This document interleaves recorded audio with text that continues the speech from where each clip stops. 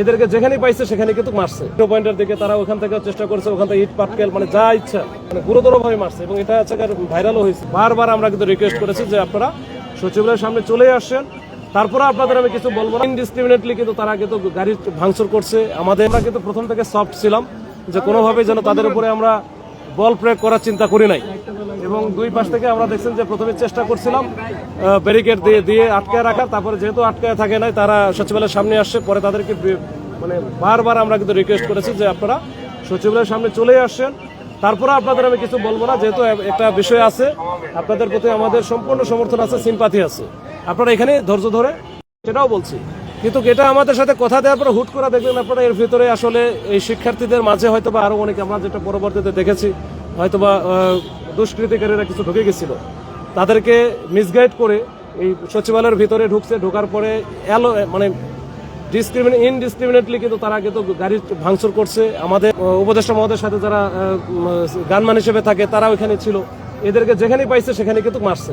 এরপরে আমরা তাদের ভিতরে ঢুকে কিন্তু আমরা ডিসপার্স করেছি, করার পর তারা বের হয়ে গেছে।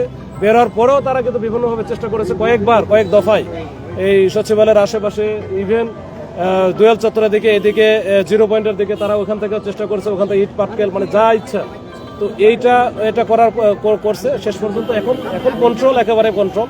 এখন পরিস্থিতি আর কেউ নাই, এখানে পরিস্থিতি একেবারে আন্ডার কন্ট্রোলে। আশেপাশে হয়তো তারা ডিসপার্সে চলে গেছে। আপনাদের কতজন পুলিশ আহত হয়েছে একটু বলবেন? এই মুহূর্তে আমি সংখ্যা বলতে পারবো না, আসলে আমাদের বিভিন্ন জায়গায় হয়তো বা তারা চিকিৎসা নিচ্ছে। আমাদের এক ইন্সপেক্টর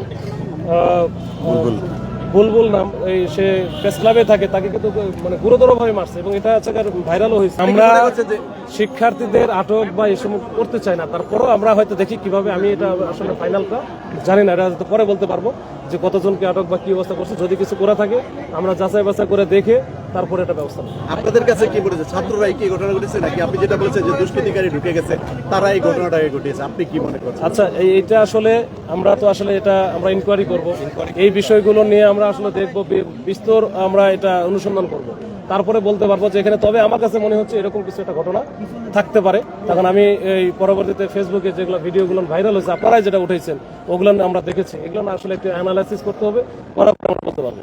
কয়টা বাহিনী আছে ভাই বর্তমানে? আমরা দেখলাম র্যাব আছে, কোস্টগার্ড আছে, কারা কারা আছে একটু যদি বলতেন। এখানে পুলিশ তো শুরু থেকে আছে, পরবর্তীতে বাংলাদেশ সেনাবাহিনী আসছিল, র্যাবও আসছে, এখন বিজিবিও আছে, আসলে সবাই আছে। এখন তো কিছু নাই, এখন তো সবাই চলে গেছে, এখন পরিস্থিতি একেবারে নর্মাল।